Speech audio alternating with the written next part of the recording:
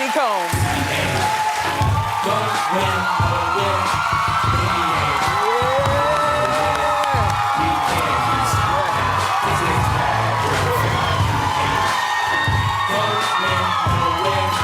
Le magnat de la musique, qui voyageait autrefois en jet privé dans toutes ses demeures, est désormais incarcéré dans une prison connue pour ses mauvaises conditions de détention.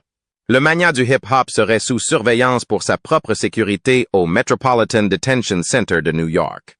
La situation est tellement incontrôlable à l'intérieur que 4 juges fédéraux refuseraient apparemment d'y envoyer d'autres prisonniers. De nouveaux détails ont émergé sur le séjour de Diddy en prison, ce qui suscite des inquiétudes quant à sa sécurité derrière les barreaux. Est-il en danger pendant sa peine? La prison où il est détenu est connue pour ses conditions de détention horribles. Et d'anciens détenus ont partagé des expériences terrifiantes de leur séjour là-bas.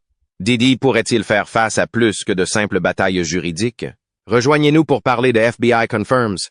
Diddy est-il en sécurité en prison? Diddy a été envoyé au Metropolitan Detention Center de Brooklyn, une prison fédérale connue pour ses mauvaises conditions de détention et son environnement dangereux. Cette situation a soulevé une question importante. Diddy est-il en sécurité en prison?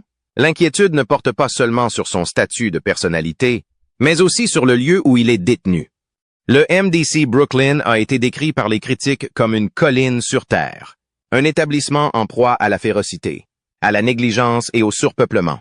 Ces problèmes en font l'un des endroits les plus dangereux pour tout détenu, en particulier pour quelqu'un comme Diddy, dont la renommée pourrait faire de lui une cible. Au cas où vous ne le sauriez pas, le MDC Brooklyn a une longue histoire de problèmes. Ouverte au début des années 1990, la prison MDC est la seule prison fédérale de la ville de New York. Elle accueille des détenus en attente de jugement devant des tribunaux fédéraux, ainsi que d'autres condamnés à de courtes peines. Depuis son ouverture, l'établissement a été critiqué à plusieurs reprises pour ses conditions de détention dangereuses et insalubres. L'un des problèmes les plus alarmants au MDC est la violence généralisée. Les détenus ont signalé de fréquentes bagarres, des coups de couteau et des agressions. Rien que cette année, 2 hommes ont perdu la vie lors de violentes altercations à l'intérieur de la prison. L'un a été poignardé à mort. L'autre est décédé des suites de blessures subies lors d'une bagarre. Ces incidents montrent à quel point l'intérieur du MBC peut être dangereux, où la surpopulation et le manque de personnel contribuent à un environnement où la férocité est difficile à contrôler. L'établissement a également hébergé plusieurs détenus de renom dans le passé, comme R. Kelly et Jermaine Maxwell. Si Diddy n'est pas la première personnalité célèbre à s'y rendre, les détenus de renom sont souvent pris pour cible par d'autres détenus, que ce soit par jalousie, par désir de notoriété ou par simple jeu de pouvoir. Pour quelqu'un comme Diddy, qui a passé des décennies sous les feux de la rampe, ce risque ne peut être ignoré. Un autre problème majeur qui rend le MDC dangereux est la surpopulation.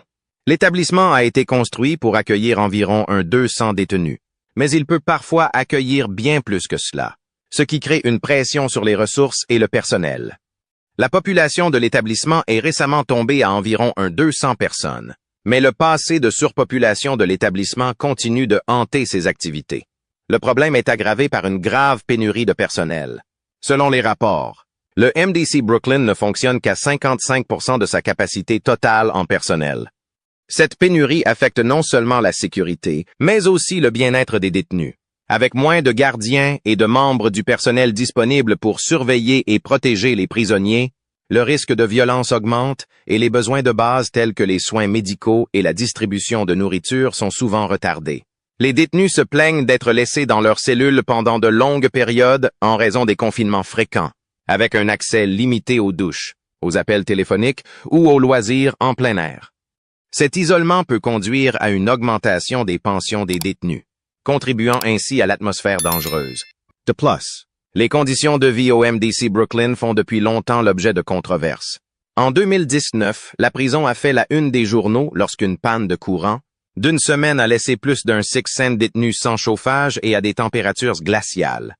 Les détenus ont été laissés dans leurs cellules, tremblantes de froid, incapables de communiquer avec leurs avocats ou leurs familles. Cet incident a attiré l'attention sur l'état de délabrement des infrastructures de l'établissement, qui peine à maintenir les services de base pour ses détenus. Le manque d'hygiène au MDC est un autre problème majeur. Les détenus ont signalé que les joints étaient sales et recouverts de moisissures, de rongeurs et de cafards. L'accès aux soins médicaux est également limité, et les retards dans l'obtention des soins sont longs. Pour quelqu'un comme Diddy, habitué à un certain niveau de vie, ces conditions seraient un choc pour le système. Mais au-delà de l'inconfort, les conditions insalubres peuvent poser de graves risques pour la santé, en particulier dans un établissement surpeuplé et en sous-effectif. De plus, la pandémie de COVID-19 a révélé encore plus de failles dans le système. Le MDC a été la première prison fédérale à signaler un cas positif de COVID-19 en mars 2020, et l'établissement a eu du mal à contenir le virus en raison de ses conditions de surpopulation et du manque de ressources médicales adéquates. Diddy est hébergé dans une unité spéciale du MDC qui offre une protection supplémentaire. Cette zone est conçue pour les détenus importants et ceux qui doivent être tenus à l'écart de la population générale pour leur propre sécurité. Bien que cela puisse réduire certains des dangers immédiats auxquels il pourrait être confronté de la part des autres détenus, cela ne garantit pas sa sécurité. L'unité spéciale fait toujours partie de la population carcérale générale, ce qui signifie que même si Diddy bénéficie d'une sécurité plus grande que la moyenne des détenus, il n'est pas complètement isolé des dangers de la vie en prison. L'unité est petite, pouvant accueillir une vingtaine de détenus, et serait exiguë et inconfortable. Les détenus de cette unité n'ont pas accès aux espaces communs comme la cafétéria, ce qui peut être considéré comme un avantage en termes de sécurité. Mais cela signifie également un isolement supplémentaire. Si Diddy doit faire face à des conditions sanitaires déplorables, à un manque de soins médicaux et à un accès limité aux communications extérieures, qu'en est-il de ses compagnons de cellule? Saviez-vous qu'il partage en fait sa cellule avec une autre personnalité très célèbre? Découvrons la vérité. Qui partage sa cellule avec Diddy? Diddy partage sa cellule avec Sam Bankman-Fried, le fondateur autrefois célèbre de la plateforme d'échange de crypto-monnaies FTX. Au cas où vous ne le sauriez pas, il était autrefois un milliardaire connu pour avoir créé FTX, une plateforme de crypto-monnaies qui était évaluée à plus de 30 milliards de dollars à son apogée. Il était considéré comme une figure majeure du monde de la finance et son ascension rapide vers le succès a fait de lui l'un des entrepreneurs les plus en vue de son époque. La vie au MDC a également été difficile pour Bankman-Fried. Ses avocats se sont plaints du fait qu'il n'avait pas un accès adéquat aux ordinateurs pour préparer sa défense, ce qui est essentiel dans une affaire financière aussi complexe. En tant que personne suivant un régime végétalien, ses choix alimentaires en prison sont extrêmement limités. Il survivrait avec seulement du pain, de l'eau et du beurre de cacahuète, ce qui rend sa peine encore plus difficile. Malgré ses inquiétudes, le juge a refusé de lui accorder de meilleures conditions. Aujourd'hui, Diddy et Bankman-Fried vivent dans le même dortoir du MBC, où la YouTubeuse Tiffany Fong a analysé en profondeur les conditions de vie de Diddy en prison.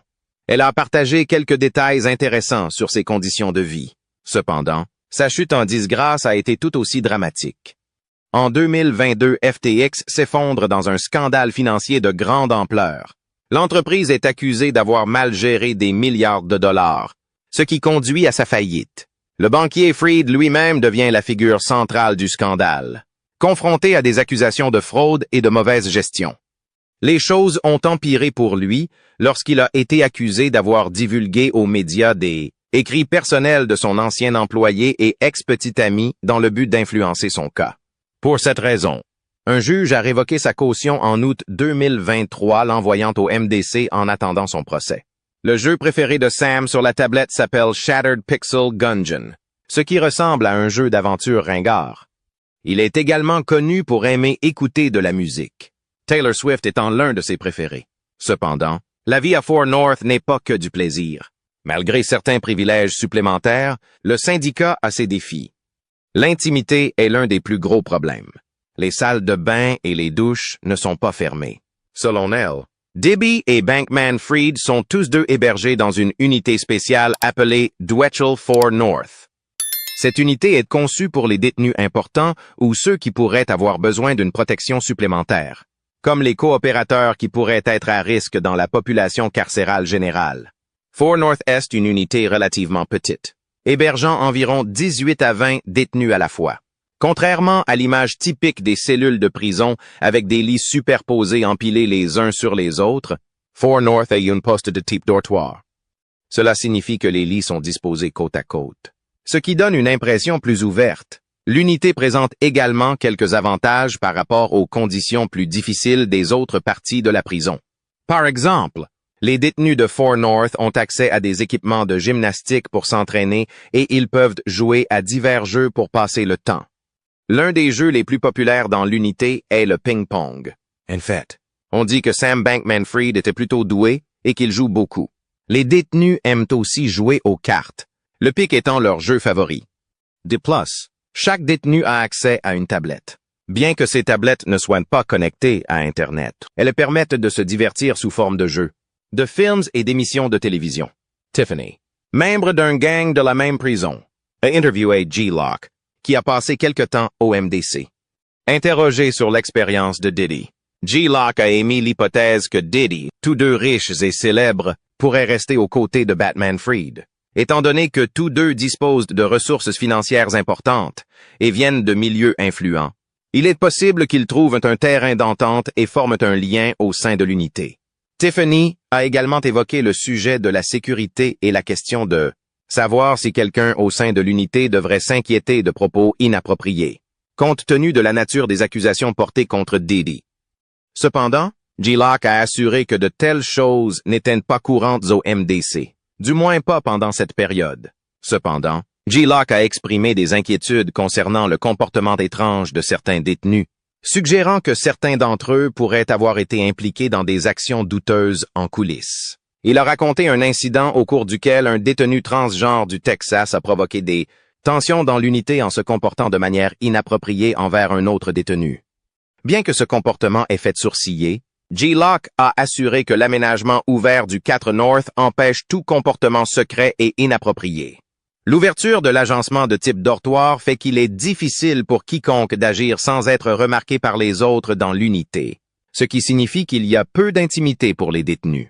La seule chose qui les sépare des autres est un rideau de douche fragile, et il paraît que les codétenus et les agents peuvent entendre tout ce qui se passe dans la salle de bain.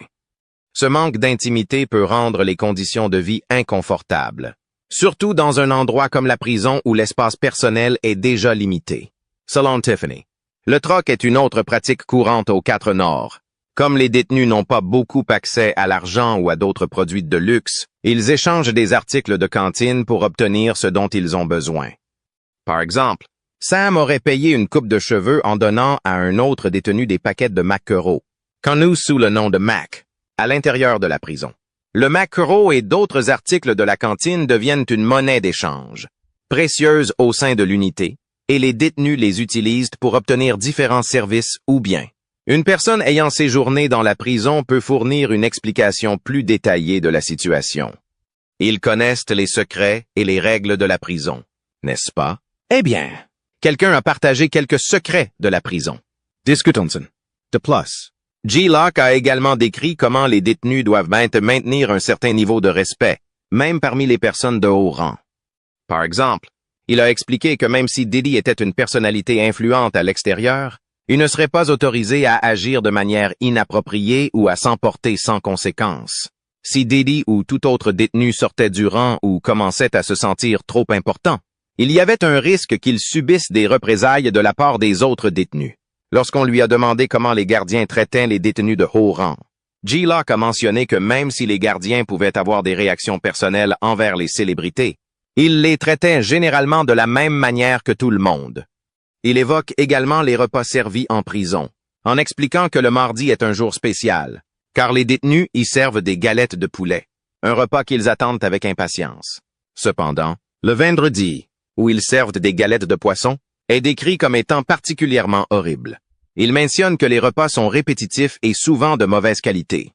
La conversation se tourne également vers le trafic de contrebande, comme la consommation de drogue et les téléphones. G-Lock révèle que de telles choses parviennent à pénétrer dans la prison, souvent par l'intermédiaire de membres de la famille en visite ou même de policiers corrompus. Grâce à la richesse de Diddy, G-Lock pense qu'il pourrait facilement soudoyer un agent pour qu'il lui apporte des téléphones ou d'autres objets, car de nombreux agents du système sont tentés par l'argent facile. Le pire dans cette prison, c'est que les détenus doivent faire face à un isolement sévère, à un manque de soins médicaux appropriés et à des locaux de vie insalubres. G-Lock se souvient que de nombreux détenus, y compris lui-même, ont eu du mal à obtenir des soins médicaux de base. Par exemple, il a eu du mal à obtenir un nouvel inhalateur pour son asthme dans les délais, ce qui aurait pu mettre sa santé en danger.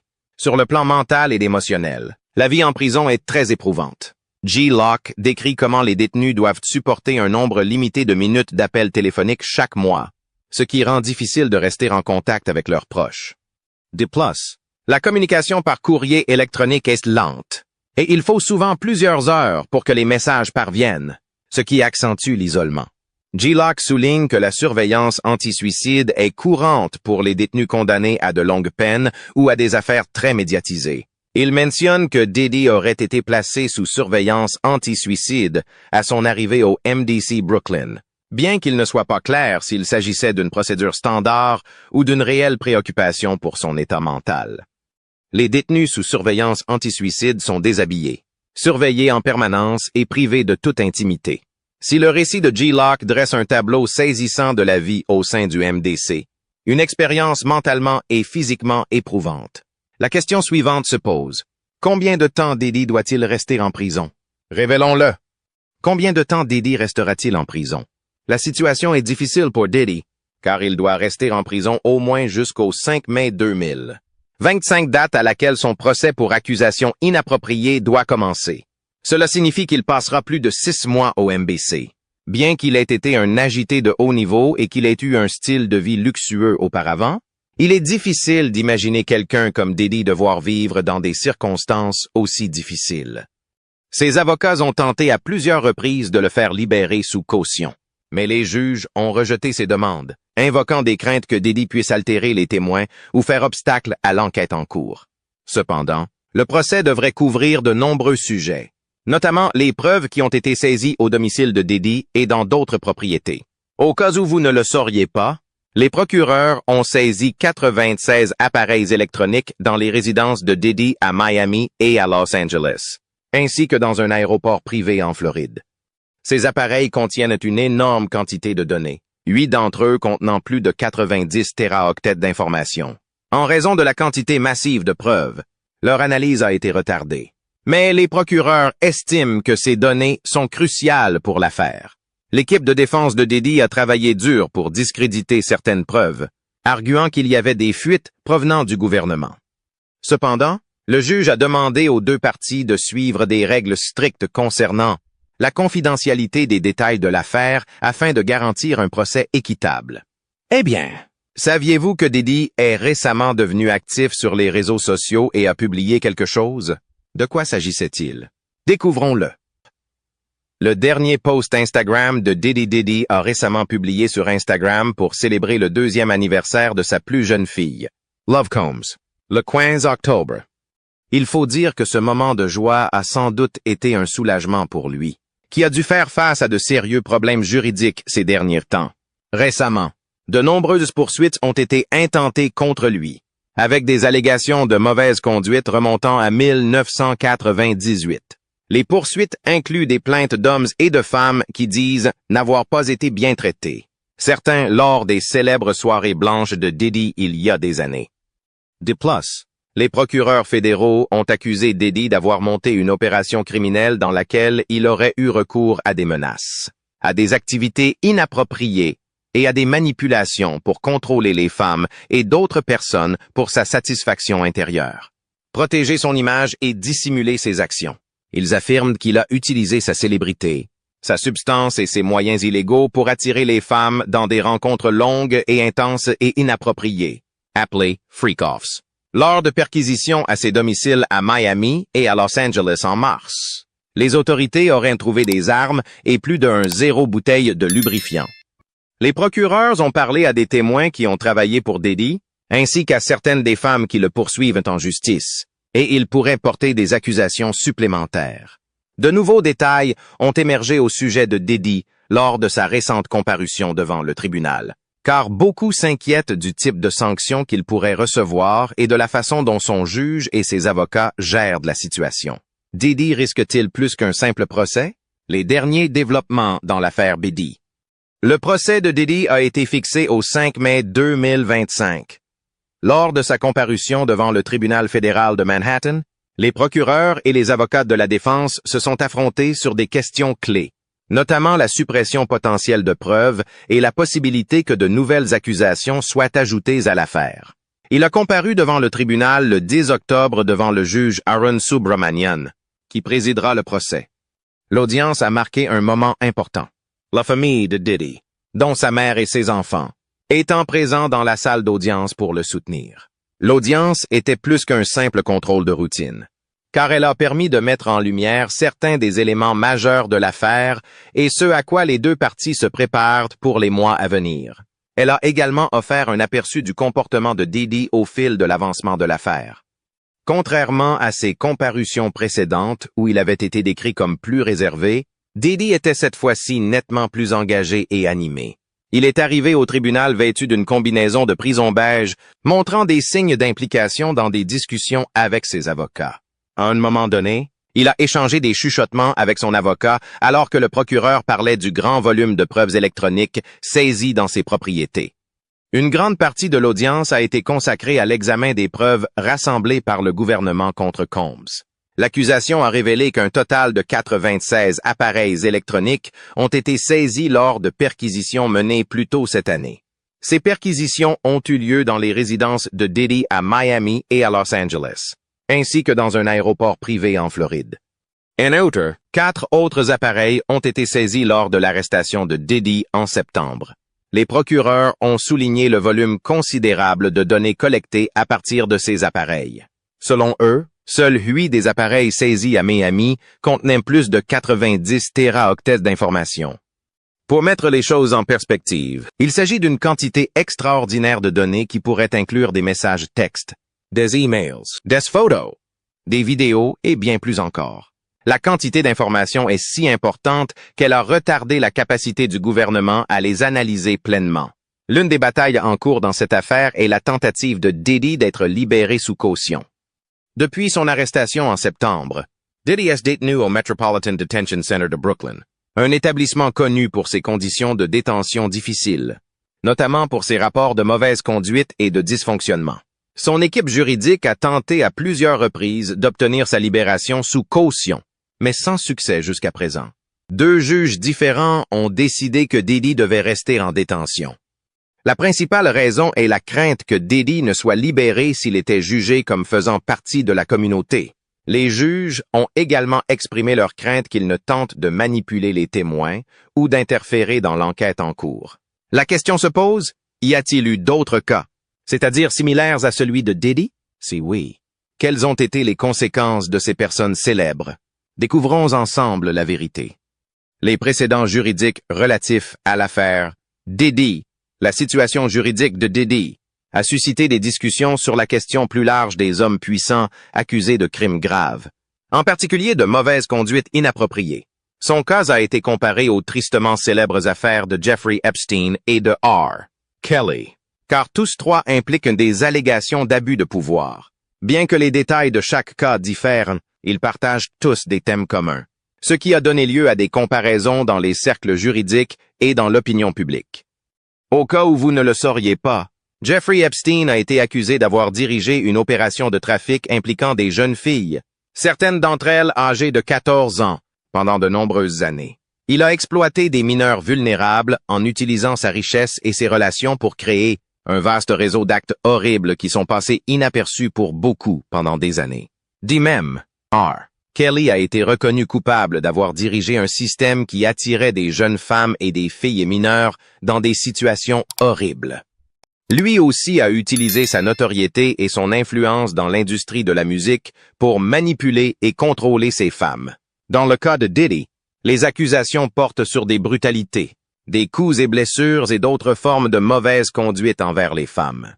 Ces accusateurs affirment que, comme Epstein et Kelly, Diddy a utilisé sa position de pouvoir dans l'industrie du divertissement pour exploiter et contrôler les femmes. L'une des principales raisons pour lesquelles le cas de Diddy est comparé à ceux d'Epstein et de R. Kelly est l'idée que des hommes puissants abusent de leur position pour nuire à autrui. Epstein, en tant que riche financier, avait des liens étroits avec des politiciens de haut rang. des hommes d'affaires et même des membres de la famille royale. Il a utilisé ses liens pour se protéger de tout contrôle pendant des années, ce qui lui a permis de poursuivre ses activités illégales en secret. Ce n'est qu'après son arrestation en 2019 que l'ampleur de ses méfaits a été révélée au grand jour. Même après sa condamnation, son influence est restée forte. Comme en témoigne la légère sanction qu'il a d'abord reçue avant que la pression publique ne l'amène à des conséquences plus graves. Kelly, quant à lui, a utilisé sa renommée et son succès dans l'industrie musicale pour attirer et contrôler les jeunes femmes. Beaucoup de ses victimes pensaient qu'on leur offrait des opportunités de carrière, mais elles se sont retrouvées piégées dans des situations horribles.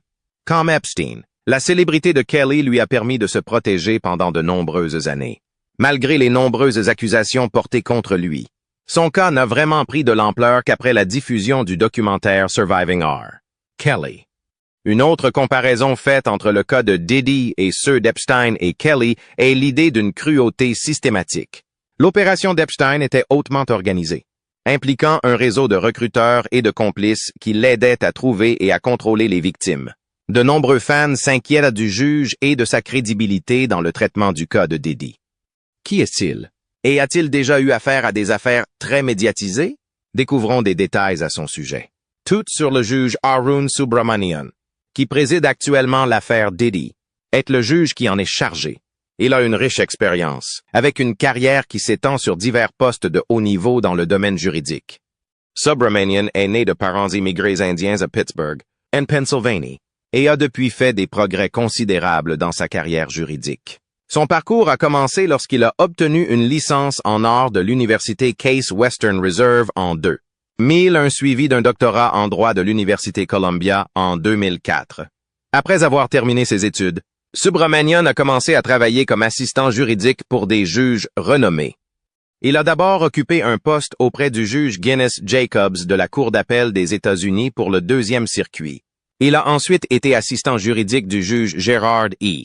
Leach de la Cour de district des États-Unis pour le District Sud de New York. L'un des moments forts de sa carrière a été de travailler comme assistant juridique auprès de la juge Ruth Bader Ginsburg de la Cour suprême des États-Unis, une opportunité qui témoigne de sa profonde compréhension du système juridique. La carrière de Subramanian a décollé lorsqu'il a rejoint le prestigieux cabinet d'avocats Sussman Godfrey LLC à New York. Au sein de ce cabinet, il est devenu associé et a traité divers dossiers importants, en se concentrant sur le droit commercial et le droit des faillites de 2007 à 2023. Son expertise juridique a fait de lui une figure de proue dans les salles d'audience, traitant des dossiers complexes et s'imposant comme un plaideur compétent. Le sénateur Chuck Schumer a recommandé la nomination de Subramanian au président Joe Biden pour le poste de juge de district des États-Unis pour le District Sud de New York. Ce fut un moment important dans sa carrière, mais la nomination a été retardée. Finalement, la nomination de Subramanian a été confirmée par 59 voix contre 37 et il est entré dans l'histoire en devenant le premier juge d'origine indienne à siéger dans cette importante cour. Outre le dossier de Beatty, le juge Subramanian est également chargé d'autres dossiers importants, comme le procès intenté contre Ticketmaster et sa société mère Live Nation Entertainment. Cette plainte, déposée par le ministère américain de la Justice, accuse l'entreprise de mauvaise gestion de monopole dans le secteur de la billetterie de divertissement. Tout dépend désormais de l'avocat de Diddy et de la manière dont il gérera cette affaire très médiatisée. Il semble difficile de défendre quelqu'un avec autant d'accusations et de preuves contre lui. Est-il suffisamment crédible pour gérer tout cela? Découvrons-le. Tout sur l'avocat de Diddy Mark Adnifilo et l'avocat qui représente Diddy dans sa bataille juridique en cours. Adnifilo a une solide formation et un parcours professionnel diversifié, ce qui fait de lui une figure marquante du monde juridique. Il a obtenu une licence en philosophie et en sciences politiques du Connecticut College en 1986. Il a ensuite obtenu son doctorat en droit de la Brooklyn Law School en 1990 où il s'est distingué, en remportant l'American Jurisprudence Award pour sa performance exceptionnelle en matière de plaidoirie. En tant qu'avocat chevronné, Adnifilo est membre de plusieurs barreaux, ce qui témoigne de sa crédibilité et de son professionnalisme. Il est membre du barreau de l'État de New York, du barreau de l'État du New Jersey et des tribunaux de district des États-Unis pour les districts sud et est de New York et du New Jersey. De plus, il est membre de la Cour suprême des États-Unis et de la Cour d'appel des États-Unis pour le deuxième circuit, ce qui démontre sa vaste expertise juridique. Avant de prendre Diddy comme client, Agnifilo a travaillé sur plusieurs affaires très médiatisées. L'une des affaires les plus notables qu'il a traitées était celle de Keith Raniere, un groupe controversé qui était à l'origine commercialisé comme une société de marketing à paliers multiples, mais qui a ensuite évolué vers ce que beaucoup ont décrit comme une secte. Raniere a fait face à de graves accusations, notamment de trafic et de racket. En 2019, il a été condamné à 120 ans de prison et à une amende de 1,75 million de dollars après avoir été reconnu coupable de ses crimes. Cette affaire a mis en évidence la capacité d'Agnifilo à gérer des questions juridiques complexes et sensibles. Agnifilo a également été impliqué dans l'affaire de Roger Hann, un ancien employé de Goldman Sachs qui a été condamné en 2022 pour corruption et pots de vin liés à un stratagème impliquant le bien-être souverain malaisien. Il a également eu recours au chantage et aux menaces pour faire taire les gens, veillant à ce que ces crimes ne soient pas signalés pendant des années. L'étendue du système d'attaque d'Epstein n'est devenue pleinement apparente qu'après sa mort, révélant comment il avait manipulé non seulement des individus mais des systèmes entiers à son avantage. Kelly dirigeait également ce que certains ont décrit comme un système de type secte, où les femmes étaient isolées, contrôlé et manipulé de manière très délibérée et organisée. Il avait des complices qui l'aidaient à maintenir son contrôle sur ces femmes, en veillant à ce qu'elles soient coupées du monde extérieur et dépendantes de lui. Son recours aux menaces et à la manipulation émotionnelle ressemble à bien des égards aux méthodes d'Epstein. Étant donné que le cas de Diddy suggère un modèle de contrôle et de manipulation à long terme, les fans s'inquiètent de la punition éventuelle à laquelle il pourrait être confronté. Va-t-il passer toute sa vie en prison? Découvrons-le. Les peines potentielles auxquelles Diddy pourrait être confronté.